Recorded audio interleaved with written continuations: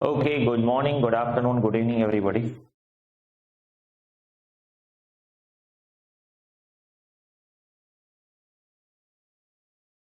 Okay, so till now, what we have seen in residential status. Okay, so first of all, we have seen two basic condition, two additional condition, and then exception. Basic condition में क्या था? So obviously 182 days or more in previous year. First condition. अगर ये satisfy है, आगे कुछ देखने की जरूरत ही नहीं है, और 182 में कोई एक्सेप्शन नहीं है. ठीक है, तो अगर आप इंडिया में प्रीवियस ईयर में 182 डेज और मोर स्टे कर रहे हो, मतलब आप रेसिडेंट हो जाओगे.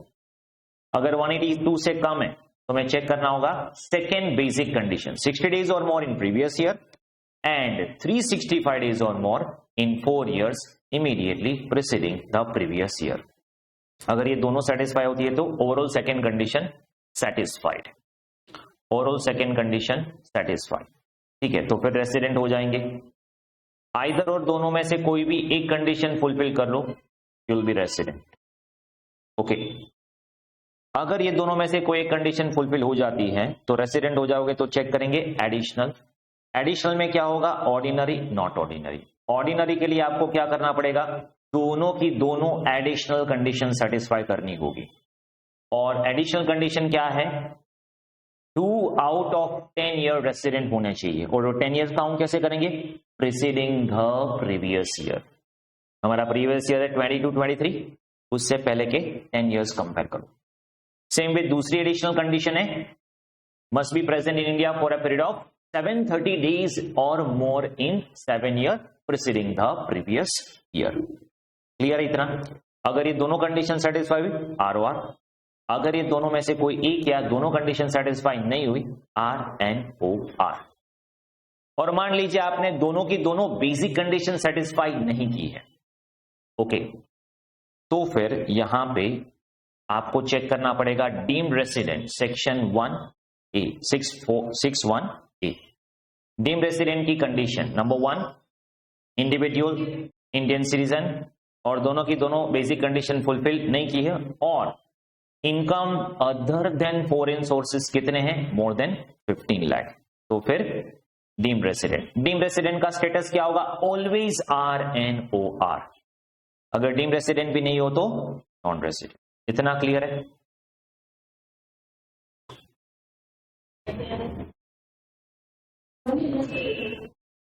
Is it clear? Okay, next. फिर हमने देखा लास्ट लेक्चर में बेसिक कंडीशन नंबर 2 जो है उसके कुछ एक्सेप्शंस. और वो एक्सेप्शंस क्या है? सबसे पहले इंडिया लिव करने के लिए, Indian citizen who lives India for the purpose of employment outside India, और Indian citizen who lives India as a crew member of Indian ship, foreign going ship. तो दोनों के लिए second basic condition is not applicable. मतलब provision में तो ऐसा लिखा है कि 60 डेज की जगह पे 182 कंसिडर कर लो. मतलब ओनली 182 डेज क्राइटेरिया हमें चेक करना है. क्या चेक करना है? Only 182 days criteria. Okay, next exception वापस आने के लिए, एक जाने के लिए है और एक आने के लिए. जब आप लीव कर रहे हो इंडिया तो वहां पे सेकेंड कंडीशन चेक ही नहीं करनी है. ओनली फर्स्ट 182 और मोर रेसिडेंट, 182 से लेस नॉन रेसिडेंट. अभी वापस आने के लिए दो कंडीशन, दो सिचुएशन, दो लोग दो सिचुएशन. एक है इंडियन सिटीजन, दूसरा इंडियन ओरिजिन. इंडियन ओरिजिन कौन है? अ पर्सन और आइदर ऑफ हिज पेरेंट्स और any of his grand parents maternal pattern were born in undivided India 1947 से पहले इंडिया, पाकिस्तान, बांग्लादेश में बर्थ हुआ हो तो वो हो जाएगा इंडियन ओरिजिन. और उसके सारे यू कैन से चिल्ड्रंस भी हो जाएंगे, यू कैन से इंडियन ओरिजिन. तो आप इंडियन ओरिजिन हो या इंडियन सिटीजन हो, अभी आप फॉरेन में स्टे कर रहे हो और आप इंडिया विजिट करने के लिए आ रहे हो, तो फिर आपके लिए भी एक्सेप्शन है, डोंट वरी. और एक्सेप्शन क्या है? सेम थिंग, सेकेंड कंडीशन की जगह पे 182 हो जाएगा. मतलब 182 days criteria is there. But यहां पे एक और सिचुएशन, क्या? अगर आपके इंडियन सोर्सेज मतलब अदर देन फॉरेन सोर्सेज की इनकम कितनी है, मोर देन एक्सीडिंग 15 लाख, तो फिर सेकेंड कंडीशन एप्लीकेबल होगी, बट इंस्टेड ऑफ 60 क्या हो जाएगा 120 days, okay 120 days, but less than 182 days.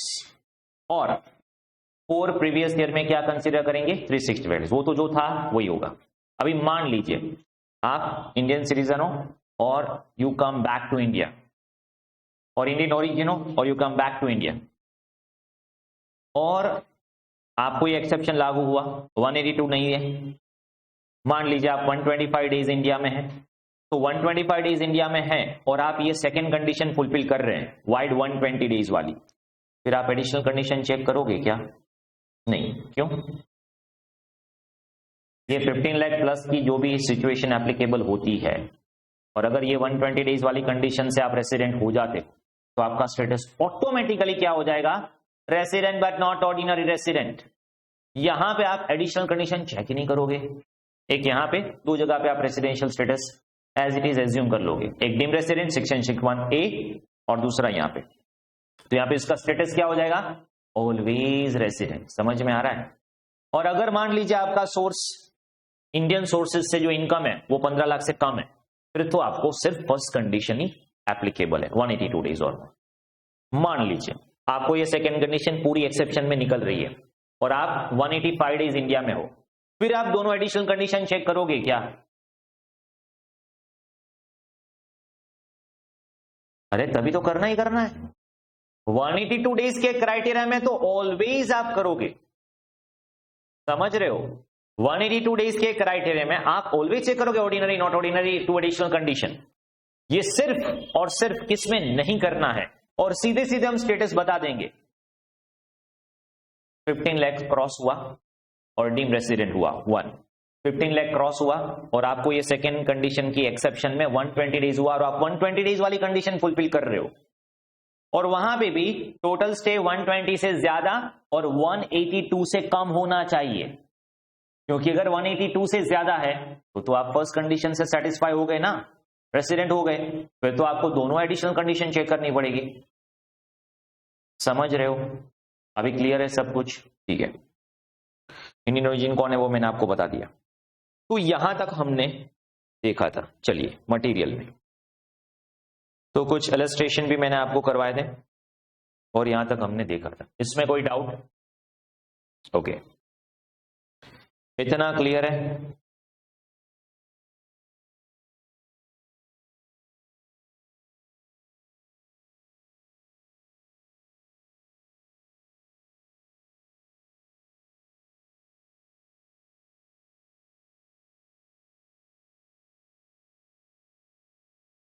Okay एक और बात मैं आपको बता दूं,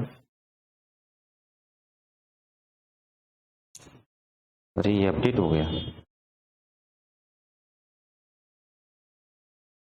ये सब कुछ नए नए आ गया, ठीक है।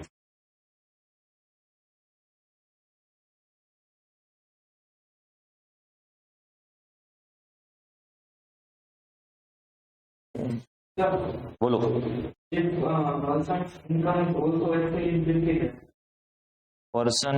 पर्सन की इनकम 15 लाख से ज्यादा है, एक्सीडिंग 15 लाख बराबर,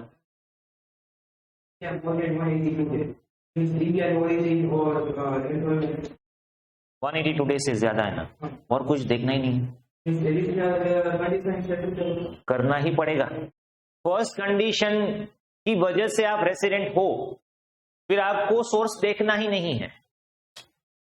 एक बात बताता हूं मैं, सिंपल है, डीम रेसिडेंट वाला कंसेप्ट आप कब अप्लाई करोगे, 61A डीम रेसिडेंट वाला कंसेप्ट आप कब अप्लाई करोगे, बेसिक कंडीशन 1 फुलफिल नहीं हो रही है ना ही सेकेंड फुलफिल हो रही है, तब जाके ओके। अभी 1 हो रही है तो फिर 15 लाख है नहीं है मैटर ही नहीं करता।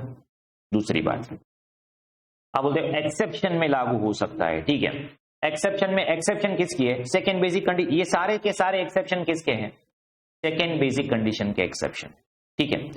तो सेकेंड बेसिक कंडीशन के एक्सेप्शन आप चेक कब करोगे, अगर 182 से कम है तो ना। इसीलिए मैंने सबसे पहले फर्स्ट लेक्चर में बोला था, एक बार आप प्रीवियस ईयर में 182 और मोर स्टे कर रहे हो और कुछ देखना ही नहीं, blindly you can say resident, no exception आपको नॉन रेसिडेंट बना सकती है, ठीक है, क्योंकि आप मोर देन हाफ ईयर सारी फैसिलिटीज यूज कर रहे हो, अभी हम आपको रेसिडेंट करके ही छोड़ेंगे, ओके, और आपकी ग्लोबल इनकम पे इंडिया में टैक्स भरवा के ही छोड़ेंगे, सिंपल है। मतलब आधा साल आपने गवर्नमेंट की फ्री फैसिलिटीज यूज कर ली तो अभी तो आप टैक्स के ब्रैकेट में आ ही गए, ये अलग बात है आप दिखाते नहीं हो, that is different matter. Okay, चलिए इतना क्लियर है। तो ये 182 फुलफिल हुआ तो फिर तो आपको नॉर्मल सिचुएशन के हिसाब से ही जाना, मतलब एक बात समझ लो, फर्स्ट कंडीशन फुलफिल नहीं हो रही है तभी ये सब प्रॉब्लम शुरू हो, सेकंड कंडीशन के एक्सेप्शन, अभी सेकंड कंडीशन के एक्सेप्शन या सेकंड कंडीशन में आप फुलफिल नहीं हो रहे तब जाके डीम्ड रेसिडेंट, ओके। ओके, एक और बात, अगर कोई पर्टिकुलर पर्सन जो है, ठीक है, मतलब वैसे तो आपको पता ही है, बराबर है, एक क्वेश्चन में था,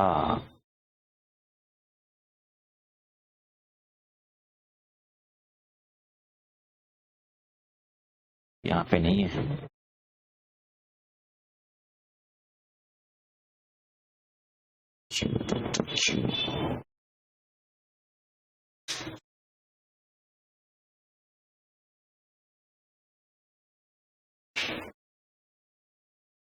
ओके, यहां पे अगर आप देखोगे तो लास्ट में मैंने आपको सब इलस्ट्रेशन खत्म होने के बाद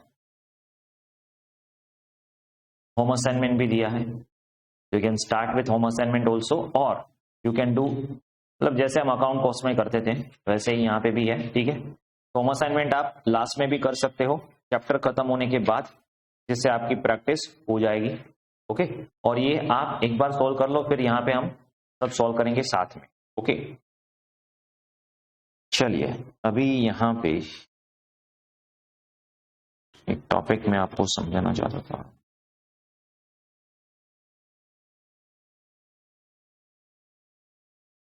अभी मान लीजिए आपको ऐसा बोला गया हो, ओके, कि कोई एक पर्सन है, ए इंडियन सिटीजन,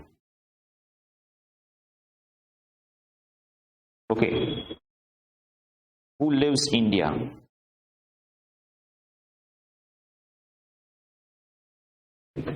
और rather on 15th of September 22, okay, वो 22 को लिव कर रहा है फॉर जॉब इन यूएसए, तो यूएसए में जॉब के लिए वो लिव कर रहा है, ठीक है। तो अभी आप उसका असेसमेंट 23-24 का स्टेटस चेक करो, तो सिंपल, सबसे पहले हम क्या करेंगे, विदाउट फेल फाइनेंशियल ईयर और ईयर, या तो फिर जो भी बोलो प्रीवियस ईयर 22-23 में उसका स्टे काउंट करना पड़ेगा, तो चलिए स्टे काउंट करते हैं सबसे पहले। हाँ, एक और बात, यहाँ पे स्टे जब काउंट करोगे तो ये जो पर्टिकुलर पीरियड है सिर्फ इस पीरियड के अंदर जो भी है उसी का स्टे आपको काउंट करना है, ठीक है। अभी यहाँ पे ये पर्सन लिव कब कर रहा है, 15th of September 22, तो यहाँ पे बिगेस्ट इश्यू ये काउंट करना है या ये, ठीक है।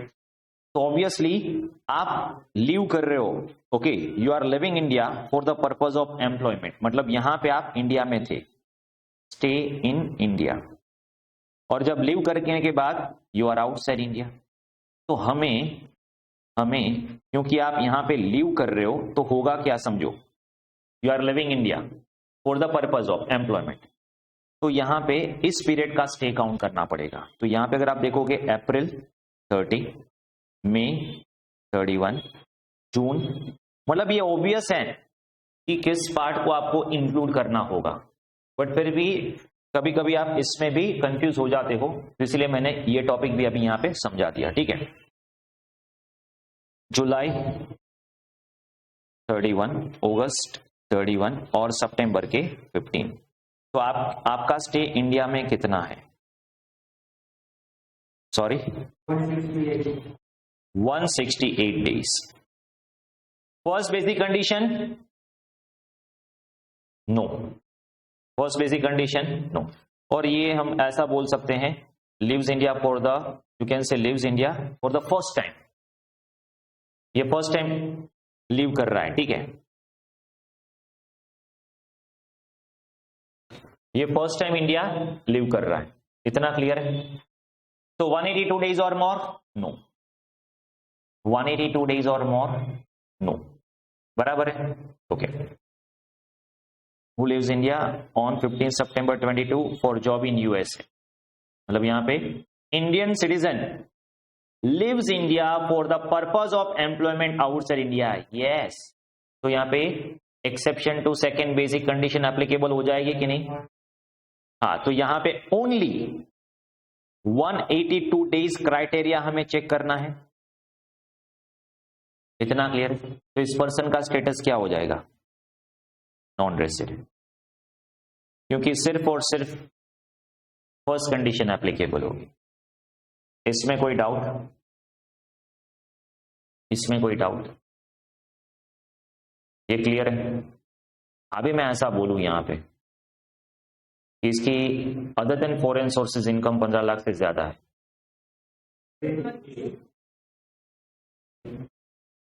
इसकी other than 15 lakh income Indian sources से ज्यादा है, तो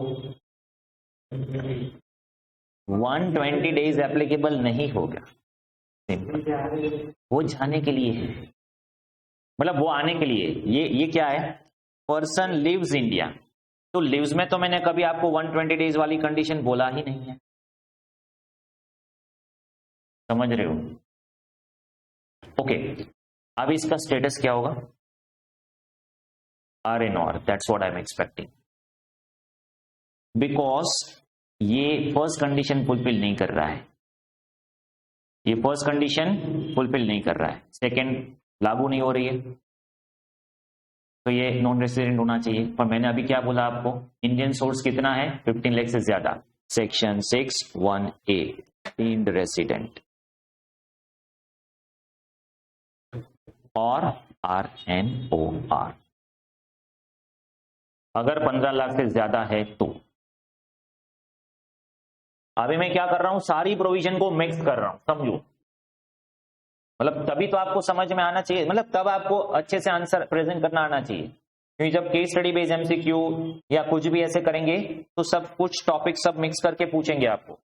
मतलब एक बात समझ लेना, अगर आपको 15 लाख से ज्यादा बोलेंगे ना, तब जाके आपको ये 120 या तो फिर डीम्ड रेसिडेंट वाली कंडीशन देखनी होगी, सिंपल है। Is it clear? ओके, अभी वो वापस आ रहा है, comes back on, comes back on 10th of November 23। अभी next year he comes back on 10th of November 23। Okay, तो यहां पे होगा क्या? Comes back on 10th of November 23। तो अभी हमें क्या चेक करना है? अभी मैं स्टेटस पूछूंगा आपको असेसमेंट 24-25 का, ठीक है? तो यहां पे आपका प्रीवियस ईयर क्या हो जाएगा? 1/4/23 से लेके 31 मार्च 24। और आप इंडिया कब आ रहे हो? Comes back 10th 11/23। तो अभी आप कौन सा पीरियड काउंट करोगे? Comes back including 10th of November। तो नवंबर में आपका स्टे कितना होगा? 30 - 9 21। क्यों 9? 10 तारीख को आप इंडिया में थे ना, ठीक, मतलब आए, एयरपोर्ट पे आए, मतलब इंडिया में आ गए। नवंबर 21, दिसंबर 31, जनवरी 31, फरवरी 28, मार्च, सो व्हाई 20? ओके, यस, यहाँ पे लीप ईयर हो गया। वो नेक्स्ट ईयर लीप ईयर आएगा, अभी तो नहीं आएगा। मैंने ये नेक्स्ट ईयर का ही क्वेश्चन किया है 31। चलो, तो कितने? 143 डेज, इतना क्लियर है? Indian citizen comes back to India, Indian citizen comes back, first second condition is not applicable, only first condition. Status NR, simple. अगर आपको इनकम नहीं दी है तो अभी मैं बोल रहा हूं आपकी इनकम, इंडियन सोर्स की इनकम 15 लाख से ज्यादा है, 120 डेज क्राइटेरिया, क्यों आप आ रहे हो 15 लाख से ज्यादा है, तो सेकेंड कंडीशन में 120 डेज हो जाएगा, तो अभी 120 और मोर, यस, 365 और मोर, यस, फिर भी आपका स्टेटस तो RNOR ही रहेगा ना, समझ रहे हो, मतलब 15 लाख से ज्यादा होगा ना, तो ऐसे करो या वैसे करो, अगर आप 182 डेज फुलफिल नहीं कर रहे हो ना, तो आप डीम रेसिडेंट 61A से हो जाओगे, या सेकेंड कंडीशन आने के टाइम 120 डेज फुलफिल करके हो जाओगे, मतलब आपका स्टेटस तो RNOR होने वाला है 15 लाख से ज्यादा हुआ तो। और अभी मान लीजिए आप 143 डेज नहीं हो, ठीक है, आप सिर्फ 90 डेज हो यहां पे, तो फिर भी आपका स्टेटस RNOR हो जाएगा। कैसे कैसे बताता हूं, डीम्ड, मतलब हम छोड़ने वाला नहीं, 15 लाख से ज्यादा गए आपका स्टेटस, चाहे आप कंडीशन 1 फुलफिल, अगर 1 करते हो फिर तो हम नॉर्मल सिचुएशन पे जाएंगे, अगर 1 फुलफिल नहीं हो रही है तो फिर तो आपका स्टेटस RNOR ही होने वाला है, अगर 15 लाख से ज्यादा है तो, ठीक है। तो ये 15 लाख वाला जो है ना, that is really googly over here, ठीक है, मेक श्योर कि वो आपको अच्छे से पता हो कि उसका यूज कहां पे होगा, ठीक है, क्लियर इतना। यहां पे मैंने क्या किया, RNOR वाली दोनों टॉपिक जो है वो, और साथ में 61A सब कुछ साथ में समझा दिया आपको प्रैक्टिकली, क्लियर इतना। तो अभी कोई कंफ्यूजन इसमें नहीं होना चाहिए। और यहां पे भी स्टे इन इंडिया कब है वो भी आपको कंसिडर करना पड़ेगा, मतलब गलती से आप दूसरा वाला पार्ट मत उठा लेना, ठीक है, बोलोगे नहीं 182 डेज और मोर है रेसिडेंट, अरे 182 डेज और मोर आउटसाइड इंडिया थे, इंडिया में नहीं थे, ठीक है, तो that you need to make sure, okay, मतलब वो ऑब्वियस है, अब ये बताने की जरूरत नहीं, ऑब्वियस है, अभी आ रहे हो तो उसके बाद का पीरियड ही काउंट होगा ना, जा रहे हो तो तब तक का पीरियड काउंट होगा, ऑब्वियस है, ठीक है। चलिए इतना क्लियर है, सोलिसिटेशन 12 तक हो गया, इसमें कोई डाउट, क्लियर है। तो यहां पे अब समझ में आया ये रेसिडेंट बट नॉट ऑर्डिनरी क्यों एज इट इज मैंने रखवाया आपको, क्योंकि आप 120 डेज वाले क्राइटेरिया फुलफिल करते हो तो ऑटोमेटिकली आप क्या हो गए, RNOR। और ये मैंने थ्योरी में यहां पे लिखा हुआ है, मैंने अभी आपको जो प्रैक्टिकल समझाया ना, ओके, अगर आप मटेरियल में आओगे सबसे पहले सेक्शन 6 2 कंडीशन, उसके 2 एक्सेप्शन, फिर उसके 2 एडिशनल कंडीशन, सब कुछ यहाँ पे मैंने आपको दिया है, और फिर यहाँ पे बोला है कि अगर आप दोनों एडिशनल कंडीशन फुलफिल करते हो तो ROR, फिर यहाँ पे लिखा है RNOR कब हो गए, तो या तो आप दोनों कंडीशन फुलफिल नहीं कर रहे हो या एक कंडीशन फुलफिल नहीं कर रहे हो, ठीक है, फिर आपकी इनकम 15 लाख से ज्यादा है और आपका स्टे इंडिया में 120 से ज्यादा 182 से कम है, और वो वाली कंडीशन फुलफिल करके आप रेसिडेंट हो रहे हो तो आप RNOR हो जाओगे, और अगर आप डीम रेसिडेंट हो तो वहां पे भी आपका स्टेटस क्या हो जाएगा, RNOR, क्लियर है। अभी ये सब सम खत्म होने के बाद हम ये चेक करें how to calculate stay in India, okay, need not to be a continuous stay, okay, मतलब ये सब ऑब्वियस है हमें पता है, बट फिर भी यहां पे लिखा हुआ है, तो ऐसा जरूर नहीं कंटिन्यूअस 182 होना चाहिए, आप जा रहे हो आ रहे हो वापस 2 प्रो कर रहे हो अप डाउन कर रहे हो, ओके, तो टोटल स्टे इंडिया में कितना है वो आपको कंसिडर करना है। Stay need not to be at same place, एक समय आता दिल्ली हो चेन्नई हो कहीं पे भी हो क्या फर्क पड़ता है, इंडिया में हो ना, ठीक है। Where a person is India for part of the day, अभी देखिए वैसे तो हम ऑब्वियसली क्या करते हैं कि जब आप इंडिया आए वो भी फुल डे काउंट कर लेते हैं, और जब आप इंडिया लीव किया आपने तभी फुल डे काउंट कर लेते हैं, बट आप बोल रहे हो नहीं हमारे पास आर्ली डिटेल्स है, मैं इंडिया में रात 11 बजे आया था, ठीक है, तो फिर आर्ली बेसिस पे कैलकुलेशन कर लो, 24 आवर्स होगा तो डे काउंट हो जाएगा, बट इतना डिटेल में नहीं जाना है, ठीक है। जब आप इंडिया में आ रहे हो वो भी डे काउंट होगा और जा रहे हो वो भी डे काउंट होगा, क्यों, क्योंकि इंडिया में थे। और अगर आप याच पे हो इंडियन टेरिटोरियल वाटर्स में तो हो तो इंडिया में ना, ओके, तो वो भी डेज काउंट हो जाएंगे। और नॉन रेसिडेंट, अगर आप दोनों कंडीशन सेटिस्फाई नहीं करते हो, ना ही आप डीम रेसिडेंट हो, ना ही दोनों कंडीशन सेटिस्फाई करते हो, ना ही आप डीम रेसिडेंट हो, तो फिर आपका स्टेटस हो जाएगा नॉन रेसिडेंट, सिंपल है। चलिए इतना क्लियर है।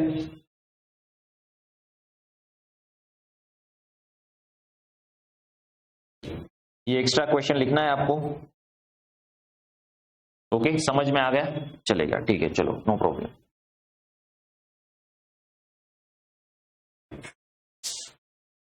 Next provision. ओके, अभी फिर से हम फर्स्ट एक्सेप्शन में आते हैं। Indian citizen who lives India as a crew member of Indian ship. Indian citizen who lives India as a crew member of Indian ship. तो आपको सेकेंड कंडीशन एप्लीकेबल नहीं होगी, ओनली 182 डेज क्राइटेरिया। ठीक है, चलो वो तो ठीक है, आपने एक्सेप्शन की बात की। अभी मैंने वो भी थियरी में समझा कि कैसे आपको डेज काउंट करना है। ओके, कैसे आपको डेज काउंट करना है। अभी जो क्रू मेंबर होते हैं इंडियन शिप में, वो क्या करते हैं समझो, कि जैसे ही इसने शिप पर्टिकुलरली ज्वाइन की, ओके, तो ज्वाइन करते टाइम वो शिप में जॉब कर रहा है, तो यहाँ पे जब ज्वाइनिंग शिप में वो रिस्पेक्टिवली साइन करता है कि the date when I join that particular ship. फिर क्या होता है, वो शिप घूमती रहती है, इंडिया टू फॉरेन, सिंगापुर, फिर वापस आएंगे जाएंगे आएंगे जाएंगे, मतलब चलता रहता है। फिर 3-4 महीने बाद, 6 महीने बाद ऐसा होता है कि उसको छुट्टी मिलती है, तो फिर वो शिप में वापस साइन ऑफ करके घर चला जाएगा। अभी प्रॉब्लम इसमें होगा क्या, आप बोल रहे हो 182 डेज चेक करना है क्राइटेरिया, ठीक है, बट यहां पे प्रॉब्लम होगा क्या। प्रॉब्लम ये होगा कि ऐसे मेजर करने कब जाओगे। ओके, देखो वो वाटर्स क्रॉस किया कि नहीं किया। अभी हमारी शिप इंडियन टेरिटोरियल वाटर्स में है, ठीक है, अभी वो क्रॉस किया, फिर वापस कब एंटर हुआ, मतलब ऐसे डे वाइज आप कैसे कैलकुलेट कर सकते हो। Is it possible? No. Then how you will calculate the days in India. आप बोलते हो टेरिटोरियल वाटर्स में इंडिया में है, तो फिर उसको मान लो कि इंडिया में, तो अभी तो ये शिप टू फ्रो हो रही है, तो कितनी बार चेक करोगे वो इंडिया आया कि नहीं। चलो काउंट करो, सभी एम्प्लॉइज का 2 डेज काउंट कर लो, तो प्रैक्टिकली नॉट पॉसिबल। तो अभी उन्होंने एक सर्कुलर निकाला, ठीक है, मतलब वो भी इसको पता कब चला, अराउंड 2014-15, ओके, मतलब तब तक तो चल रहा था ये सब। तो उन्होंने सर्कुलर निकाला और बोला कि अगर आप क्रू मेंबर हो इंडियन शिप के, तो आपके लिए हम डेज कैसे काउंट करेंगे। तो आपके लिए डेज में क्या होगा, पीरियड कमेंसिंग फ्रॉम, अब ये थोड़े भारी भारी वर्ड्स हैं, but do not worry for the same, okay, simple meaning कर लेते हैं। The date entered into the continuous discharge certificate in respect of joining the ship by said individual for eligible voyage. इसमें 2 term यहां पे आए, एक continuous discharge certificate जब आप ज्वाइन किए, और एलिजिबल वॉयज। एलिजिबल वॉयज मतलब जो शिप है वो फॉरेन बाउंड शिप होनी चाहिए, मतलब है Indian ship but foreign bound है। फॉरेन बाउंड मतलब अभी इंडिया के दरिया किनारे नहीं घूमती होगी, मतलब बॉम्बे से गोवा गए, गोवा से बॉम्बे, तो फिर तो आप इंडिया में ही हो। ये शिप कैसी होनी चाहिए, जो आउटसाइड इंडिया जा रही है, इंटरनेशनल फॉरेन बाउंड शिप, तो इसको बोलते हैं एलिजिबल वॉयज।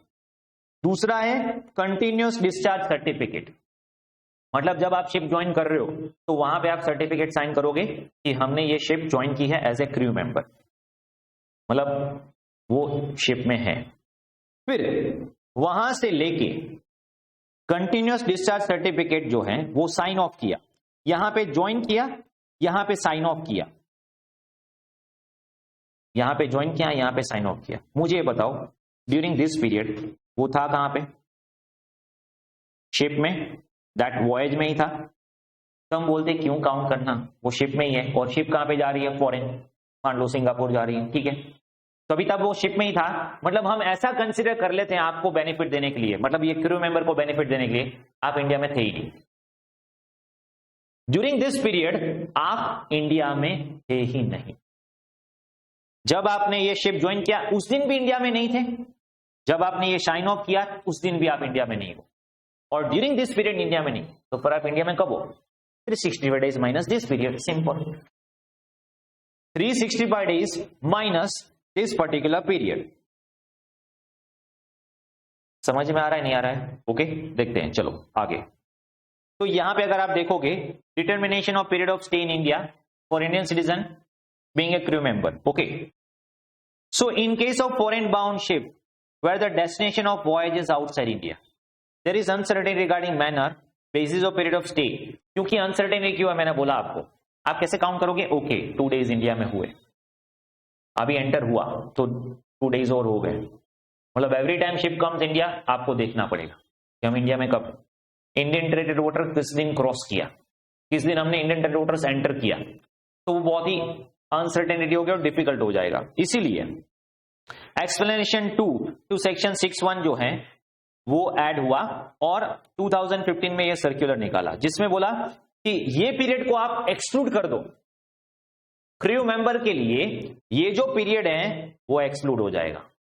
मतलब टोटल पीरियड 365 डेज, मान लीजिए आप 200 डेज शिप में ही थे, including this day, total 200 days आप शिप में ही थे, मतलब आप आउटसाइड इंडिया थे, एक्सक्लूड कर दो। तो यहां पे मैं क्या कर दूंगा, 200 डेज आप शिप में हो, तो मतलब क्या हुआ 165 डेज आप इंडिया में हो, समझ रहे हो? Are you getting it? तो यहां पे डेज कैसे काउंट करने होंगे, जब आपने ये डिस्चार्ज सर्टिफिकेट ज्वाइन किया और जब आपने ये डिस्चार्ज सर्टिफिकेट साइन ऑफ किया, उन दोनों का पीरियड जो है इंक्लूडिंग बोथ डेज वो एक्सक्लूड होगा। वो क्या होगा? एक्सक्लूड हो जाएगा। प्रैक्टिकल करते हैं आपको ज्यादा समझ में आएगा, ठीक है?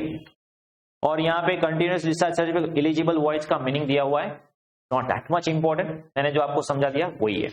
Next example number, illustration number 13 पे आ जाइए। During last 4 years preceding the financial year 22-23, Mr. Damodar, citizen of India, was present for 430 days. Okay, last 4 years में कितने थे? 430 days, ठीक है? During last 7 years 830 days. Okay, 7 years में 830 days वो भी फुलफिल हो रहा है, ठीक है? Damodar is the member of crew of Dubai bound ship. Okay, तो यहां पे ये इलिजिबल वॉयज हो गया, दुबई बाउंड, दुबई जा रही है शिप, ठीक है? तो ये eligible voyage carrying passenger in international waters which left Kochi port in Kerala in 12th of August, ठीक है? अभी ये क्रू मेंबर है और क्रू मेंबर ने ये शिप ज्वाइन कब की? 12th August including this day, और साइन ऑफ कब किया? 21st January including this day. अभी हमें क्या करना है, इन दोनों के पीरियड का गैप कैलकुलेट करना है, including both the dates. Okay, तो हम काउंट करते हैं from 12th of August to 21st January including both the dates. तो यहां पे हम क्या करेंगे, अगस्त जो है उसमें 20 डेज, फिर सितंबर में 30, फिर अक्टूबर 31, नवंबर 30, दिसंबर 31, जनवरी 21। तो टोटल स्टे कितना हुआ? 163। अब ये मत कंसीडर करना है 160 डेज इंडिया में है, अरे नहीं है, ये क्या है? ये एक्सक्लूजन है। तो हमें क्या करना है, 365 में से एक्सक्लूड कर दो। होल्ड ऑन, पूरा सम पढ़ना, ठीक है? इन May 22 he had gone out of India, Singapore, Malaysia on private tour for a continuous period of 29 days। तो अभी हम क्या मान रहे, 365 में से ये पीरियड में आप शिप में थे, फिर 29 डेज मलेशिया गए थे ना, तो वो आप आउट से इंडिया हो। तो यहाँ पे हम क्या करेंगे, 365 में से एक तो ये शिप वाला पीरियड एक्सक्लूड हो जाएगा और एक आप मलेशिया हो वो एक्सक्लूड हो जाएगा। अभी आप स्टे काउंट करो, 173 डेज। तो 173 डेज बराबर है, ये पहले काउंट समझ में आया? मतलब ये जो क्रू मेंबर है उसमें आपको करंट फाइनेंशियल ईयर के स्टे कितना है उसी के लिए ये इंपॉर्टेंट कैलकुलेशन किया जा रहा है, ये समझ में आया पहले? ओके, अभी आप क्या करोगे, ठीक है, 60 और मोर, 182 और मोर, नो, 60 और मोर, यस, 365 और मोर, यस, 830 और मोर, यस। अभी बोल दो ROR है, का स्टेटस क्या होगा?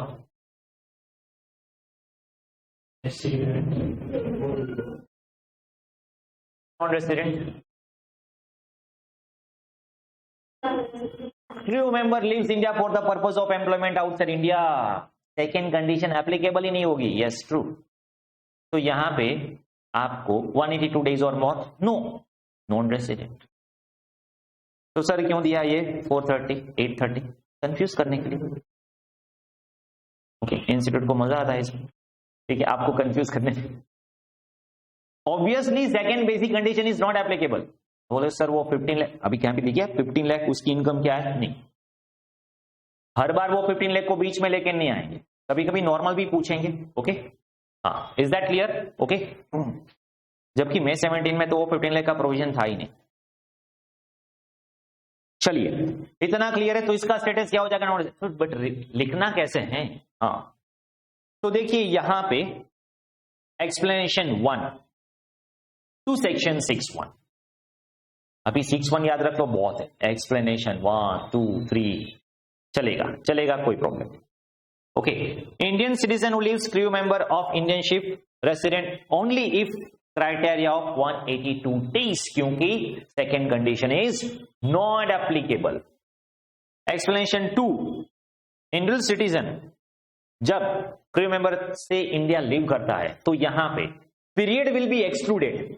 अभी आप बोलोगे सर ये पीरियड एक्सक्लूडेड में बहुत ही भारी भारी वर्ड है, तो क्वेश्चन में दिया है ना, period will be excluded, date entered into continuous discharge certificate in respect of joining the ship and date entered into continuous discharge certificate in signing off the ship to be excluded. फिर days count कर लो और वो exclude कर दो। फिर हम और एक्सक्लूड करेंगे कि आप 29 डेज भी इंडिया से बाहर थे, तो वो भी एक्सक्लूड कर दो। अभी आपका स्टे कितना है? 173, 182 और मोर नो, एक वीक से बच गए आप। ओके, एक वीक से बच गए, ठीक है। तो यहां पे स्टेटस क्या हो जाएगा फाइनली देखते हैं। Since residential status is not resident, तो यहां पे हमें एडिशनल कंडीशन तो चेक ही नहीं करनी है।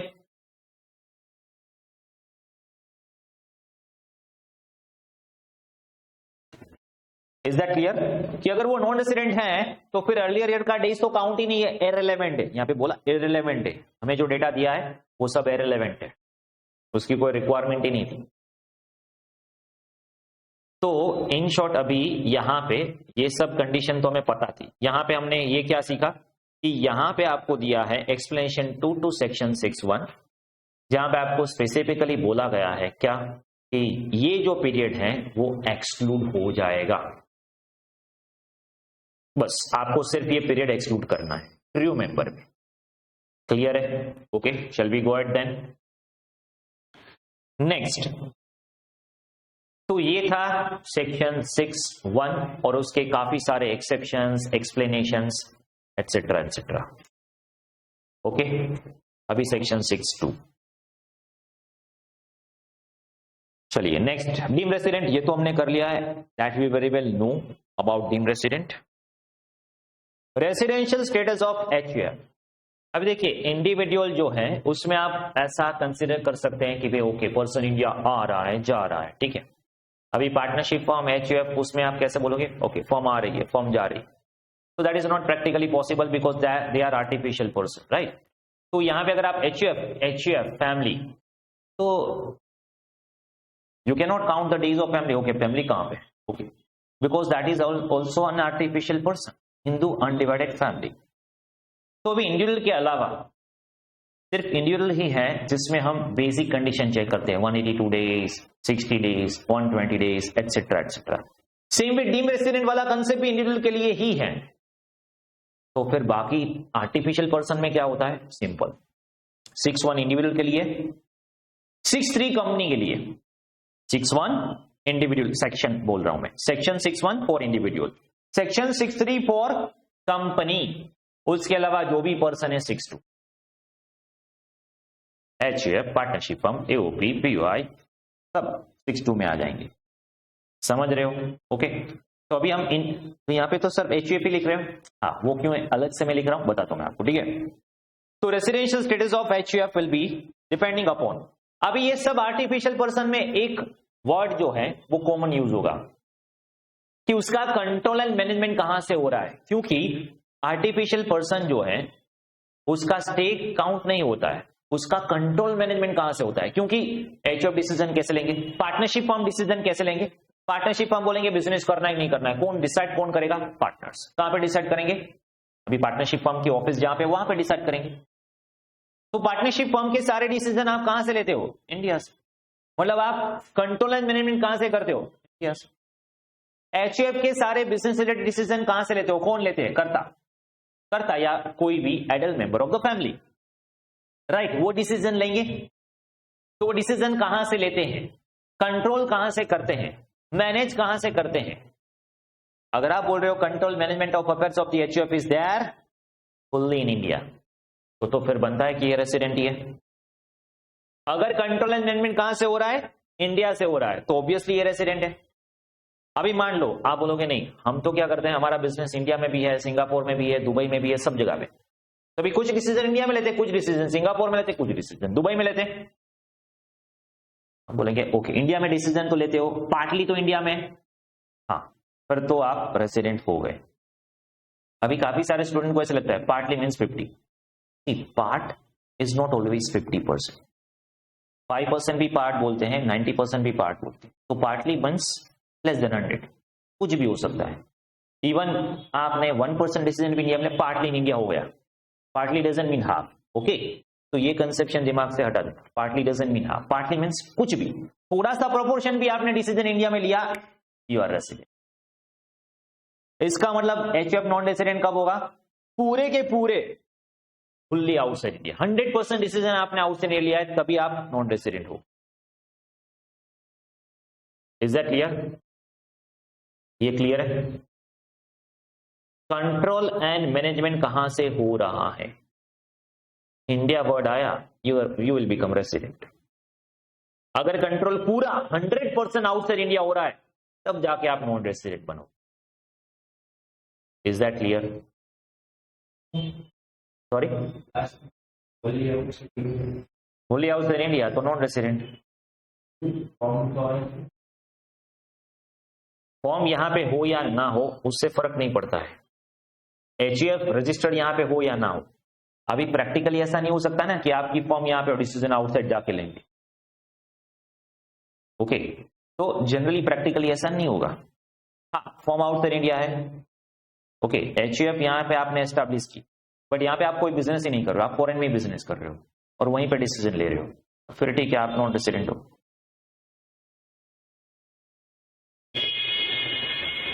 मतलब फैमिली यहां की है, फैमिली यहाँ की है, रजिस्टर्ड यहाँ पे हो रही है, ठीक है, एचयूएफ, और वो फॉरेन में बिजनेस कर रहे हैं, तो फिर यहाँ पे रजिस्टर्ड क्यों करवाएंगे कोई, प्रैक्टिकली नो, ठीक है।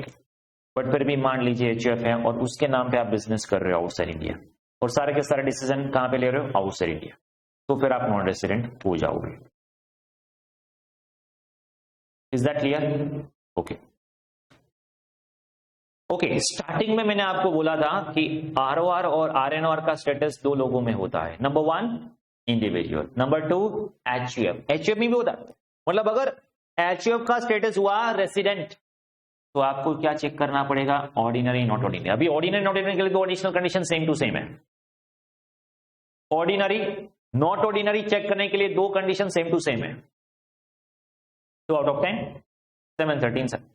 पर सर वो तो डेज है, ये तो एचयूएफ है, अभी कैसे पता चलेगा? तो वो दो एडिशनल कंडीशन कौन सेटिस्फाई करेगा, कर्ता ऑफ एचयूएफ। ये एचयूएफ है, उसकी देखरेख कौन करता है, उसका कर्ता हर्ता कौन है, कर्ता, ओके।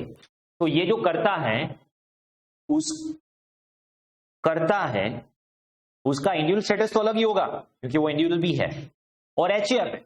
अभी मान लीजिए I am as an individual Amit माने, ठीक है, आई एम इंडिविजुअल, तो मैं मेरा रिटर्न अलग से फाइल कर रहा हूं, तो मेरा स्टेटस डिफरेंट है, आरओआर, आरएनओआर, व्हाटएवर हो सकता है। अभी मेरा फैमिली बिजनेस भी है जिसमें कर्ता भी मैं ही हूं, तो पहले मुझे ये देखना है कि मेरा एचयूएफ है उसका कंट्रोल कहां से होता है, इंडिया से, तो फिर वो रेसिडेंट हो गया। अभी एचयूएफ का स्टेटस आरओआर है कि आरएनओआर है, वो किस पर डिपेंडेंट है, कर्ता पे। मतलब अगर कर्ता दोनों एडिशनल कंडीशन फुलफिल करता है, ओके, हाँ, तो फिर क्या हो जाए, एचयूएफ का स्टेटस हो गया आरओआर। और अगर कर्ता दोनों एडिशनल कंडीशन फुलफिल नहीं करता, तो फिर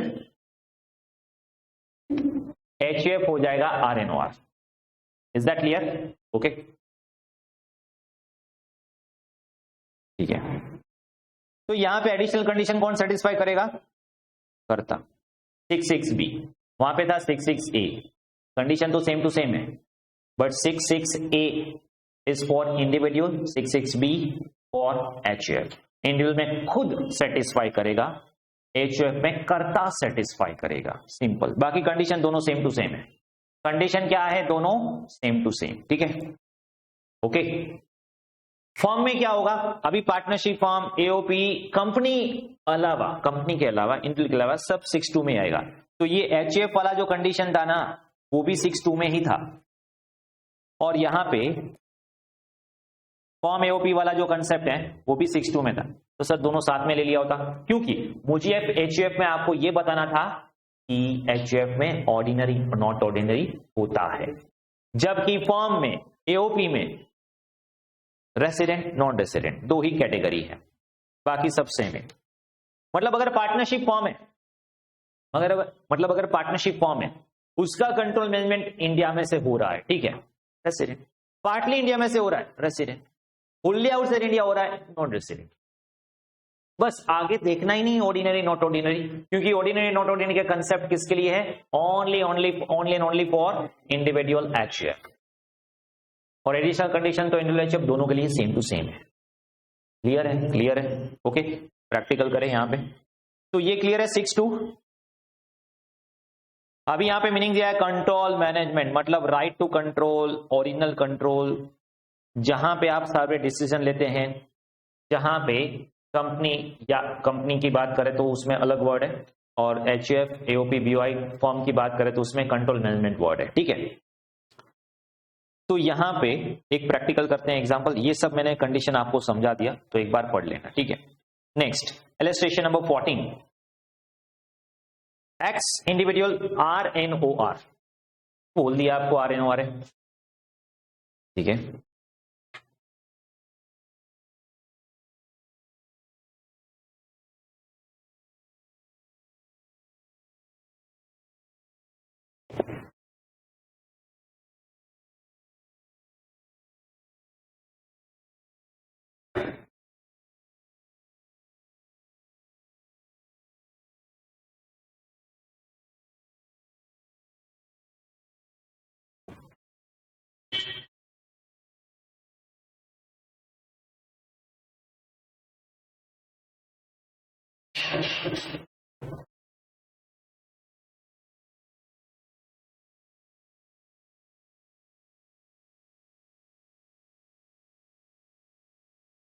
ओके, तो एक्स एन इंडिविजुअल, ये एक्स जो इंडिविजुअल है, अभी उसका स्टेटस क्या है, RNOR, बराबर है। During 22-23 the affairs of X HUF whose karta is X, तो यहां पे एक एक्स एचयूएफ है जिसका कर्ता कौन है, X individual, are partly manage from Delhi, partly manage from Nepal. Vide section 6(2), vide section 6(2) हम क्या चेक करेंगे, control and management of HUF कहां से हो रहा है, partly from Delhi, that's it, partly from Delhi, that's it. ये क्या हो गया, एचयूएफ का स्टेटस रेसिडेंट, ये समझ में आ रहा है, status of HUF will be resident. अभी ऑर्डिनरी होगा कि नॉट ऑर्डिनरी, डिपेंड किस पे करता है, अगर करता दोनों की दोनों एडिशनल कंडीशन जो 6(6)B में दी गई है वो फुलफिल करते हैं, तो फिर ये जो स्टेटस ऑफ एचयूएफ है वो हो जाएगा ROR। और अगर कंडीशन फुलफिल नहीं करते, बट सर यहां पे तो दिया ही नहीं कंडीशन फुलफिल कर रहे नहीं कर रहे, अरे उसका खुद का स्टेटस तो दे दिया है ना। अभी उसका स्टेटस RNOR कब हुआ, वो खुद के इंडिविजुअल के लिए दोनों कंडीशन सेटिस्फाई नहीं कर रहे, तभी तो RNOR होगा। तो मान लीजिए यहां पे एक्स एचयूएफ है और यहां पे इंडिविजुअल है, ठीक है, ओके, ये एक्स एचयूएफ है और यहां पे इंडिविजुअल है, इसका स्टेटस क्या हो रहा है, एक्स एचयूएफ रेसिडेंट है, एक्स एचयूएफ रेसिडेंट है, ठीक है, और इंडिविजुअल का जो करता है, करता उसका स्टेटस क्या है, मान लीजिए ROR, तो फिर एचयूएफ क्या हो जाएगा, ROR, क्योंकि अगर इंडिविजुअल ROR है मतलब वो खुद के लिए दोनों कंडीशन फुलफिल कर रहा है, तो वही करता है, खुद के लिए कर रहा है तो एचयूएफ एप्लीकेबल करेगा। तो उसमें तो ऐसा नहीं होगा खुद के लिए कर रहा है एचयूएफ के लिए नहीं कर रहा है। How it is practically possible. Okay, फिर मान लीजिए एचयूएफ का स्टेटस रेसिडेंट है और अगर कर्ता का स्टेटस है RNOR, तो एचयूएफ क्या हो जाएगा? RNOR। ये समझ रहे हो? मतलब इस सम में क्या दिया है? कर्ता रेसिडेंट है और सॉरी एचयूएफ रेसिडेंट है और कर्ता का स्टेटस क्या है? RNOR। तो मुझे बताओ एचयूएफ का स्टेटस क्या हो जाएगा?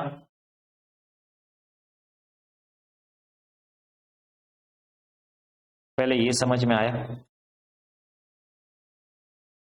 क्योंकि ऑर्डिनरी है या नॉट ऑर्डिनरी वो डिपेंड कर्ता पे करता है। ओके, दैट डिपेंड्स ऑन कर्ता। ऑर्डिनरी है या नॉट, सी पहले तो आपको ये देखना है रेसिडेंट है कि नहीं। अब आप बोलोगे नॉन रेसिडेंट, कर्ता कौन है? ROR, तो एचयूएफ का स्टेटस हो गया आर। ये कैसे ROR हो गया? नॉन रेसिडेंट तो नॉन रेसिडेंट रहेगा ना। समझिए, एचयूएफ नॉन रेसिडेंट है, एचयूएफ नॉन रेसिडेंट है, फिर तो आगे देखना ही नहीं ऑर्डिनरी है not ordinary. Are you getting this or not? Resident है तभी चेक करेंगे ना ऑर्डिनरी नॉट ऑर्डिनरी। अगर यही नॉन रेसिडेंट है फिर RNOR हुआ, बोलोगे RNOR नहीं, नॉट रेसिडेंट। एचयूएफ का स्टेटस थोड़ी बिकॉज ऑफ कर्ता चेंज हो जाएगा, NR का R हो गया, ऐसा नहीं होगा। बोलो।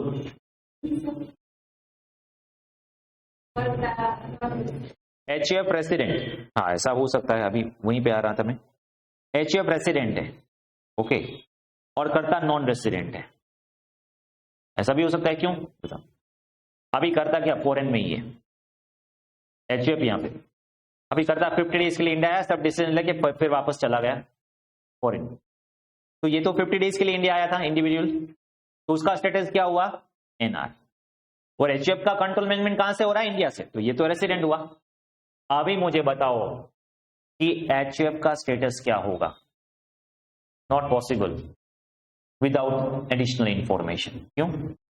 अभी यहां पे आप RNOR लिखोगे गलत होगा, क्योंकि ये NR है, इसका मतलब ये तो नहीं इसी ने दोनों एडिशनल कंडीशन फुलफिल नहीं किए। NR में हम चेक ही नहीं करते। ओके, तो यहां पे आपको क्या करना पड़ेगा? अगर एचयूएफ रेसिडेंट है और कर्ता NR है तो यहां पे टू एडिशनल कंडीशन को चेक करो, टू एडिशनल कंडीशन को चेक करो। अगर दोनों एडिशनल कंडीशन फुलफिल हो रही है यस तो ROR, और अगर नो तो RNOR। हाँ, ये बहुत ही अच्छा कंसेप्ट है। एचयूएफ कौन है? रेसिडेंट। अभी आप क्या कर रहे थे अब तक? कर्ता का जो स्टेटस है वो एचयूएफ का स्टेटस ले लो, ऑर्डिनरी नॉट ऑर्डिनरी के हिसाब से, बराबर है। एचयूएफ रेसिडेंट, कर्ता ROR, मतलब एचयूएफ कर्ता जो है उसने दोनों कंडीशन फुलफिल कर दी तो एचयूएफ भी ROR हो जाएगा। एचयूएफ रेसिडेंट, कर्ता RNOR, मतलब क्या? कर्ता ने दोनों कंडीशन फुलफिल नहीं किए, एचयूएफ भी RNOR हो गया, बराबर है। अभी एचयूएफ ही नॉन रेसिडेंट है, फिर ROR का चेक इन, मतलब कर्ता का चेक ही नहीं करना रेसिडेंशियल स्टेटस, क्योंकि कर्ता का रेसिडेंशियल स्टेटस हम तब चेक करेंगे, मतलब एडिशनल कंडीशन तब चेक करेंगे जब एचयूएफ रेसिडेंट है। तो अभी NR में तो NR ही रहेगा, उसमें कोई फर्क नहीं पड़ेगा, मतलब इसका स्टेटस कोई रिलेवेंट नहीं है जब एचयूएफ नॉन रेसिडेंट है तब। समझ रहे हो? मतलब यहां पे एक सिंपल छोटी सी बात बताता हूं मैं आपको। एचयूएफ का स्टेटस इंडिपेंडेंट है। सिर्फ एचयूएफ जब रेसिडेंट होता है तब जाके हमें चेक करना होता है कि कर्ता दोनों एडिशनल कंडीशन फुलफिल कर रहा है कि नहीं कर रहा है, सिंपल। अभी एचयूएफ का स्टेटस रेसिडेंट है, कर्ता का स्टेटस नॉन रेसिडेंट। तो जब आप नॉन रेसिडेंट होते हो एज एन इंडिविजुअल कर्ता, तो आप अपनी एडिशनल कंडीशन चेक करते हो क्या? नहीं करते। तो अभी करो, किसके लिए? एचयूएफ के लिए। अगर आप दोनों कंडीशन फुलफिल करते हो तो कर्ता एचयूएफ हो जाएगा ROR, और अगर कर्ता दोनों कंडीशन फुलफिल नहीं हो रही है तो एचयूएफ का स्टेटस हो जाएगा RNOR, क्योंकि एचयूएफ जो है वो रेसिडेंट है। ये समझ में आ रहा है? ये लास्ट टॉपिक समझ में आ रहा है, बाकी तो समझ में आ जाएगा। मतलब सिंपल है, ये मैंने NR को आपको कंफ्यूज किया है। जब भी एचयूएफ रेसिडेंट होगा तो हम ऑर्डिनरी नॉट ऑर्डिनरी के लिए क्या चेक करेंगे कि कर्ता का स्टे लास्ट 7 इयर्स में कितना है, कर्ता का स्टे कर्ता रेसिडेंट लास्ट 10 इयर्स में से कितने ईयर रेसिडेंट है, बस वही चेक करना है। अगर दोनों कंडीशन फुलफिल हो जाती है HUFR-OR, अगर दोनों कंडीशन फुलफिल नहीं होती है तो HUF-RNOR, सिंपल। क्लियर है अभी? ओके,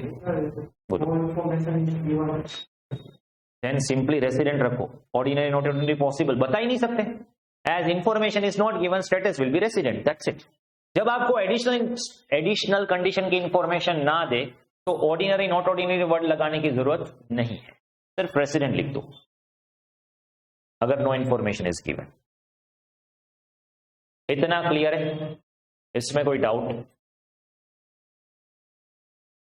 तो यहां पे अगर आप देखोगे 14 का आंसर कैसे दिया हुआ है आपको, affairs are partly managed from India, the family will be treated as resident in India, a family will be ordinary resident if कर्ता fulfill both the condition 66B। तो यहां पे कर्ता does not satisfy additional condition, इसीलिए HUF का status हो जाएगा resident but not ordinary resident in India, resident but not ordinary resident in India, बराबर है? You'd like to note down this, ये वाला टॉपिक।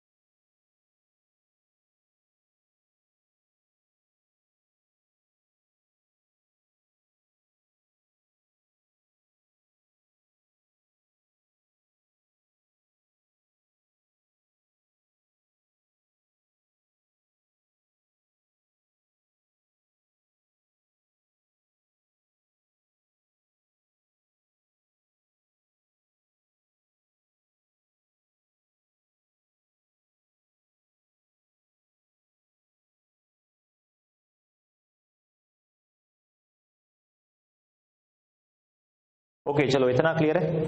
मतलब सिंपल क्या है कि एडिशनल कंडीशन जो है वो कर्ता की चेक करना है हम, अगर HUF रेसिडेंट है तो, अगर HUF नॉन रेसिडेंट है फिर तो कर्ता को मालो गोली, ठीक है, HUF का स्टेटस नॉन रेसिडेंट, कोई फर्क ही नहीं पड़ेगा, ठीक है।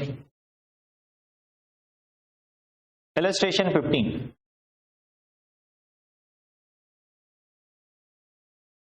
और ऐसा नहीं HUF का क्वेश्चन नहीं पूछते, अभी बता दो रिसेंटली एक क्वेश्चन पूछा था HUF का।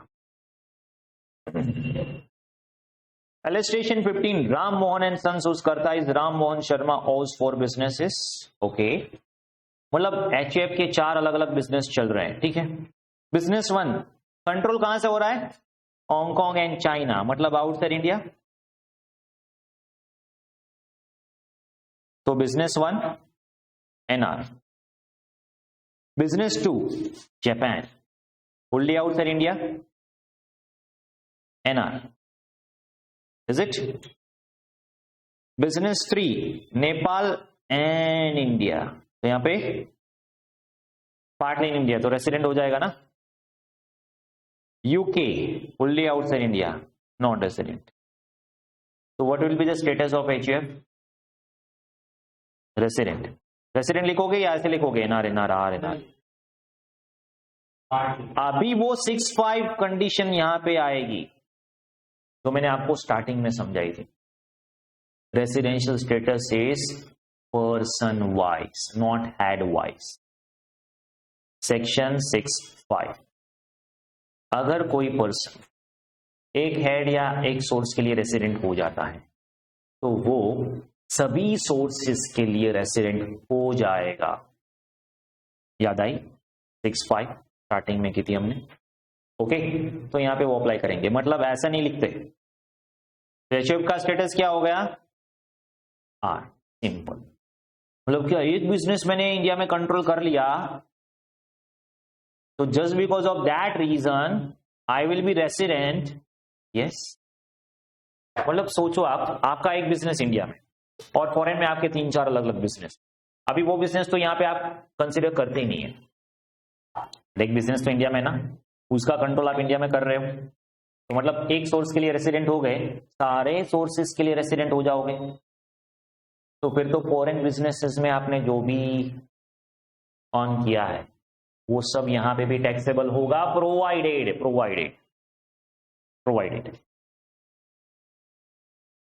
कर्ता का स्टेटस क्या होना चाहिए? प्रोवाइडेड कर्ता दोनों एडिशनल कंडीशन फुलफिल करे। क्यों?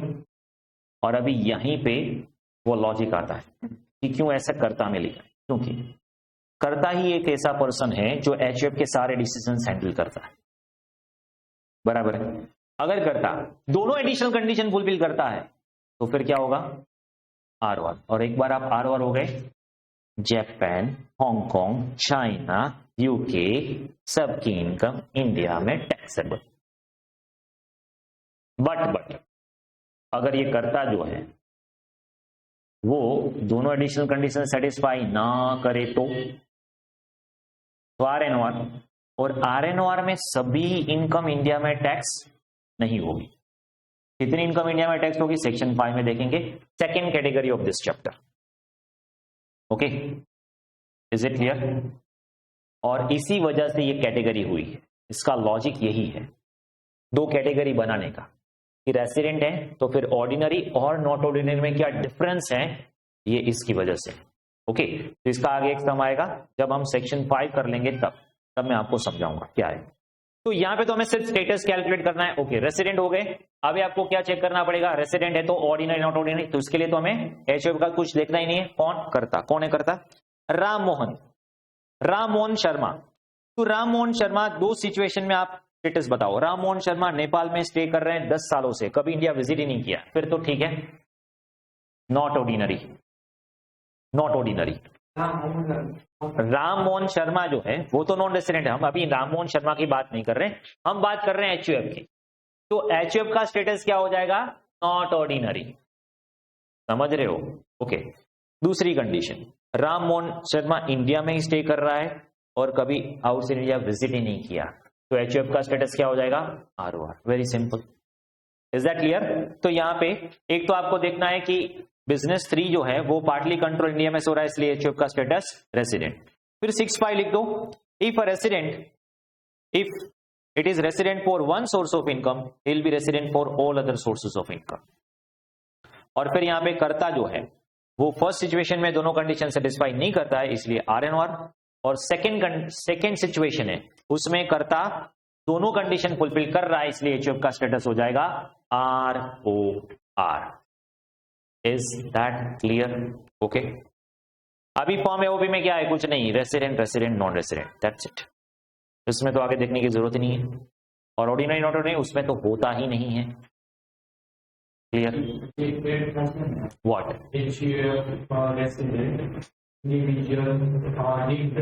मतलब यहाँ पे एचयूएफ रेसिडेंट,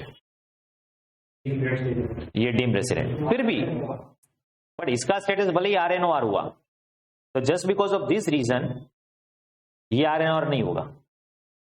वहां पे तो कर्ता की दोनों एडिशनल कंडीशन ही चेक करनी। अभी देखिए सिंपल है, कर्ता का स्टेटस कोई मायने नहीं रखता एचयूएफ के स्टेटस के लिए। ये तो क्या आपको दो कंडीशन की इंफॉर्मेशन नहीं दी है, उसका स्टेटस दिया ROR, तो हम एचयूएफ का भी मान लेंगे ROR। ओके, और कर्ता का स्टेटस दिया RNOR, तो हम एचयूएफ में भी मान लेंगे क्योंकि RNOR है। बट डीम रेसिडेंट में तो आप कंडीशन चेक ही नहीं करते, डीम रेसिडेंट में आप डीम बेसिस पे मान लेते हो कि RNOR है, तो फिर तो वहां पे भी HF के कर्ता की दोनों कंडीशन चेक करनी पड़ेगी। समझ रहे हो? मतलब वहां पर डीम रेसिडेंट में ऐसा हो सकता है क्या? डीम रेसिडेंट में ऐसा हो सकता है क्या कि दोनों एडिशनल कंडीशन फुलफिल हो फिर भी डीम रेसिडेंट का रेसिडेंशियल स्टेटस RNOR हो? हाँ ऑफकोर्स हो सकता है, क्योंकि वहां पे तो हम एडिशनल कंडीशन चेक ही नहीं करते ना डीम रेसिडेंट में। जैसे ही 15 लाख से इनकम ज्यादा हुई, आपने बेसिक कंडीशन 1 2 फुलफिल नहीं की, स्टेटस हो गया RNOR। चेक करते ही नहीं एडिशनल कंडीशन फुलफिल हो रही है कि नहीं हो रही है, इसलिए यहां पे चेक करना पड़ेगा। यस, चलो इतना क्लियर है। तो ये दो सेक्शन क्लियर है। सेक्शन 6.1 इंडिविजुअल के लिए, section 6.2 HUF, AOP, BOI form सबके लिए। 6.6 एडिशनल कंडीशन। 6.5 एक सोर्स के लिए रेसिडेंट, बाकी सारे सोर्सेस के लिए रेसिडेंट। क्लियर है? Next 6.3 section 6.3 company. Okay, company में थोड़ा डिफरेंट है। कैसे डिफरेंट है? Residential status of a company. Okay, what do you mean by Indian company? What do you mean by Indian company which is incorporated under these act? मतलब company में ऐसा बोलते हैं अंडर दीज एक्ट और any previous company laws. मतलब 2013, 1956 उससे पहले कहीं पे भी आप रजिस्टर हुए, मतलब इन शॉर्ट इंडियन लॉ में आप रजिस्टर हो तो आप इंडियन कंपनी हो। और मुझे ये बताओ, अगर कोई इंडियन कंपनी है जो इंडिया, मतलब इंडियन कंपनी है, मतलब इंडियन एक्ट में रजिस्टर है, उसकी रजिस्टर ऑफिस कहां पे होगी? ऑब्वियसली इंडिया में। तो सारे डिसीजन कहां पे लेंगे? ऑब्वियसली है। तो यहां पे उन्होंने क्या बता दिया कि आप ऑलवेज रेसिडेंट हो, मतलब Indian company is always resident. मतलब ऐसा भी हो सकता है क्या, मेरी इंडियन कंपनी है बट डिसीजन हम बाहर जाके लेते हैं, अभी प्रैक्टिकली पॉसिबल नहीं है, फिर भी आप बोलो कि हम ऐसा करते हैं, ठीक है, हम नहीं मानेंगे। हम तो आपको इंडियन कंपनी हो, आपको ऑलवेज रेसिडेंट ही माने। You are Indian company means you are resident, मतलब इसमें कोई एक्सेप्शन नहीं। यहां पे देखना ही कंट्रोल मैनेजमेंट, कुछ देखना नहीं है। आप कौन हो? Indian company, resident. तो भी बारी किसकी? Foreign company. इंडियन कंपनी तो रेसिडेंट हो गई, ROR तो इसमें आता नहीं है। ओके, तो यहां पे कंपनी में बहुत ही सिंपल है, दो ही बातें देखनी है, इंडियन कंपनी हो, रेसिडेंट। फॉरेन कंपनी, अभी देखिए इंडियन कंपनी तो रेसिडेंट हो गई, नो नो मीन्स आप फॉरेन कंपनी हो। तो यहां पे एक और क्वेश्चन हम पूछेंगे कि क्या आपका POEM, पोएम इंडिया में POEM मतलब प्लेस ऑफ इफेक्टिव मैनेजमेंट। अभी क्या है, कंट्रोल का थोड़ा अपग्रेडेड वर्जन आया, कंट्रोल का थोड़ा upgraded version, place of effective management, but है तो control he. Okay, place of effective management कहां पे? इंडिया में।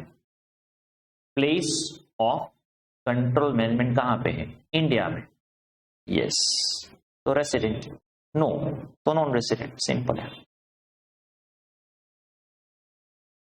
एक्चुअली ये भी एक अमेंडमेंट आया था POEM वाला कंसेप्ट। ये जो POEM कंसेप्ट है, ओके, वो यहां पे देखा असेसमेंट ईयर 16-17, तब ये अमेंडमेंट आया था POEM। Actually that is in line with international standard, ये कंसेप्ट लेके आए हैं। ओके, और वो आप इंटरनेशनल टैक्सेशन में आगे देखोगे। इससे पहले मतलब थोड़ा नॉलेज के लिए, अभी ये सिलेबस में नहीं है, बट इससे पहले क्या था वो मैं आपको बता देता हूं। मतलब पहले कंपनी में भी ऐसा हुआ करता था, कंट्रोल मैनेजमेंट। तो दो कैटेगरी थी, इंडियन कंपनी ऑलवेज रेसिडेंट, मतलब अगर आप यही सिचुएशन इंडियन कंपनी में लगाए, यही सिचुएशन मतलब fully in India, partly in India, fully outside India, तो इंडियन कंपनी में क्या हो गया? Resident resident resident. Foreign company, foreign company, foreign company में क्या होगा? Fully in India, resident. ये मैं पहले की प्रोविजन बोल रहा हूं, मतलब 16-17 से पहले की प्रोविजन। ओके, फॉरेन कंपनी में क्या हुआ था? Full in India, resident. Partly in India partly outside India non resident, होल्ली outside India non resident. इसका मतलब फॉरेन कंपनी जो है वो रेसिडेंट इन इंडिया तभी होगी अगर उसका 100% कंट्रोल इंडिया में है। Practically possible? नो।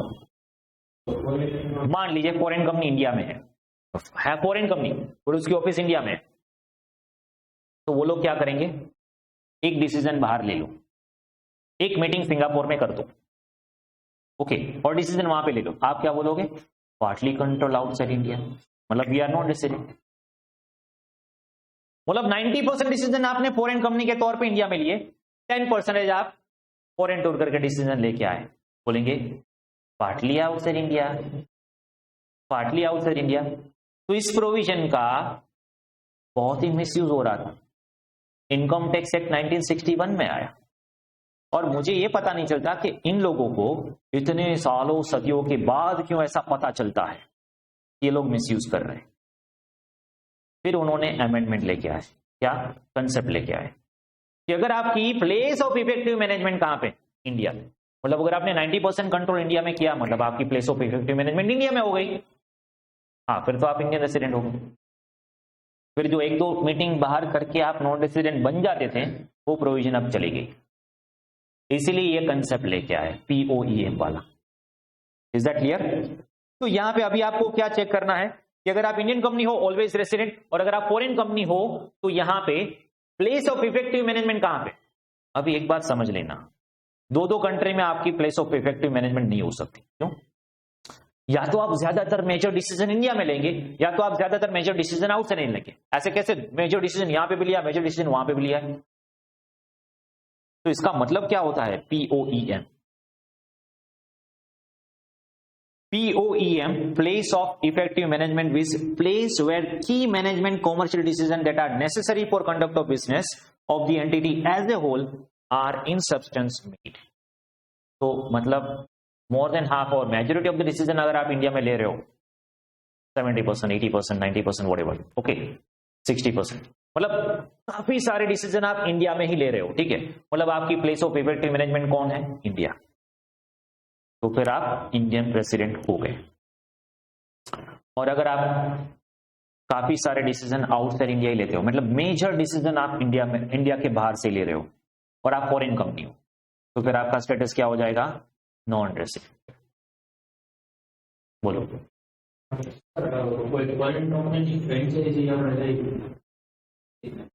हाँ, फॉरेन कंपनी जो है, ओके, उसकी फ्रेंचाइजी यहां पे है, ब्रांच यहां पे है, ओके, ठीक है। तो यहां पे वो कंपनी तो फॉरेन ही है, तो वहां पे हमें ये देखना होगा कि ये जो ब्रांच है, फिर वो ब्रांच इंडिपेंडेंट डिसीजन लेनी चाहिए। वो कहां से डिसीजन ले रही है, इंडिपेंडेंट ब्रांच है, डिसीजन सारे इंडिया में ले रही है, तो फिर वो रेसिडेंट हो जाएगी,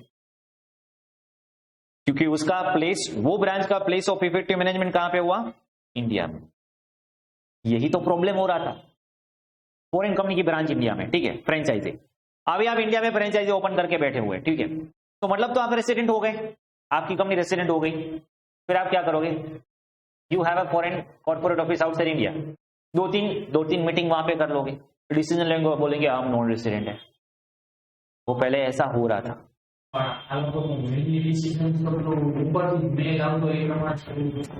देखिए अभी यहाँ पे मैंने क्या बोला, इंडिपेंडेंट ब्रांच है।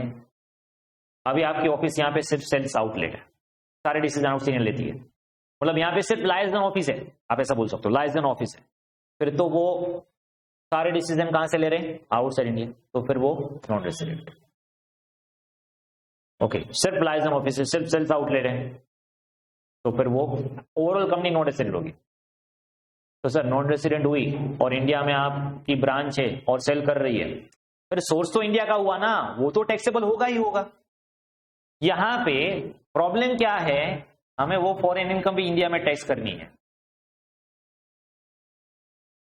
ओके, इंडिया में कुछ भी इनकम की टैक्स लिए बिना जान ही नहीं देंगे हम, क्योंकि अगर आप नॉन रेसिडेंट भी हुए, सोर्स तो इंडिया का ना, टैक्सेबल। आपके सारे फॉरेन सोर्सेज जो है वो भी हम यहां पे टैक्स करना चाहते हैं, इसलिए ये प्रोविजन है कि अगर आपकी फॉरेन कंपनी होते हुए भी मैनेजमेंट कहां से कर रहे हो आप, इफेक्टिव मैनेजमेंट कहां से कर रहे हो? इंडिया से। सारे डिसीजन कहां से लेते हो? इंडिया। रेसिडेंट। फॉरेन इनकम पे भी इंडिया में टैक्स भरो।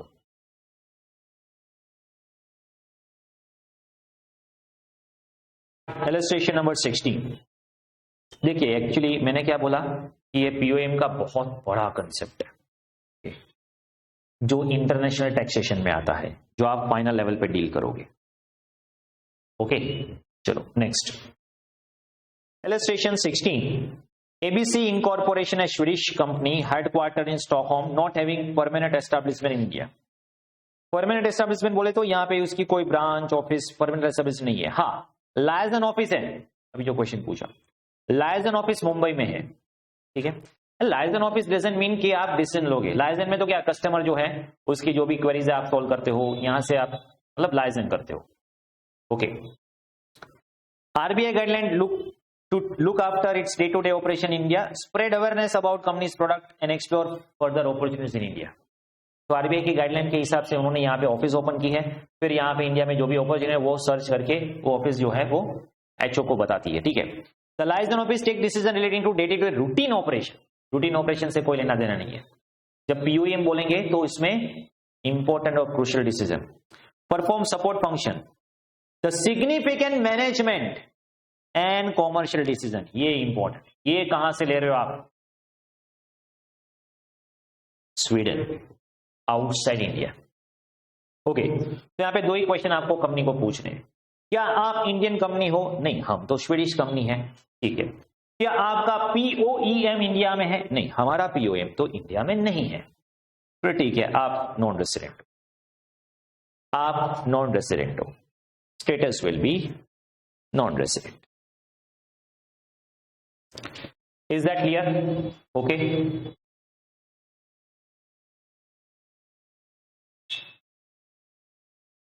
Place of effective management India में नहीं है। अगर place of effective management India में नहीं है तो फिर आपका स्टेटस हो जाएगा NR, नॉन। यस मतलब ये क्या था, ये उन दिनों की बात है जब एमसीक्यू नहीं हुआ करते थे और ऐसे क्वेश्चन पूछते थे। तो तब क्या है, डिस्क्रिप्टिव 5 मार्क्स में क्वेश्चन, अभी 5 मार्क्स में कितना लिखोगे तो सब प्रोविजन लिखना पड़ेगा ना। Are you getting it? But अभी क्या है, स्टेटस तो आपको एमसीक्यू से ही पूछ लेते हैं, बट अगर सेम काइंड ऑफ क्वेश्चन पूछा तो प्रोविजन लिखनी पड़ेगी। यस। फिर 17 को छोड़ दो यहां पे। मैं वो एचएफ का कुछ बता रहा था आपको। हाँ तो सही।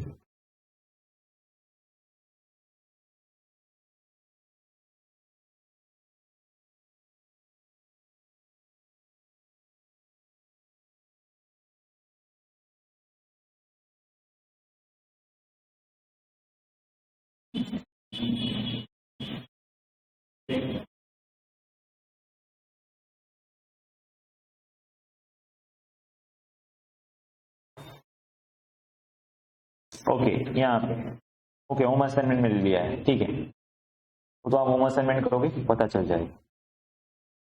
ओल्ड सिलेबस में था, न्यू में नहीं पूछा।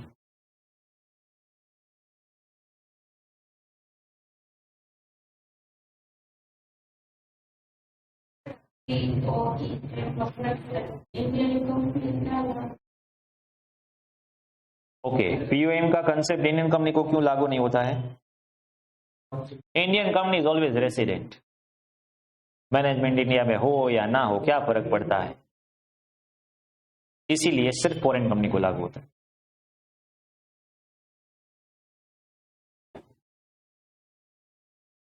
चलो इतना क्लियर है, इसमें कोई डाउट?